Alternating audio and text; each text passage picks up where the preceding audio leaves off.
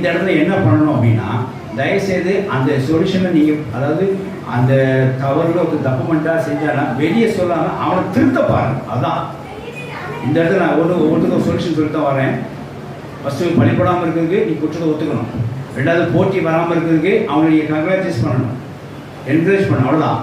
மூணாவது காரியம் என்ன அப்படின்னா, உங்களுக்கு வந்து பிறரை பற்றி அவதூறு சொல்கிறது, பிறகு கோழி சொல்கிறது, அதாவது அவருக்கு வரவேற்று வெளியே சொல்கிறது, அப்படி ஒரு பழக்கம் இருந்தால் ஆவி உருவப்பட்ட கெடுக்கிற மாதிரி ஒரு எண்ணம் வந்துச்சுன்னா தயவுசெய்து அந்த இடத்துல என்ன சொல்ல பழகிங்க, அந்த பாவம் என்ன தப்புன்னு கேட்டு அதை தீர்க்க பாருங்க.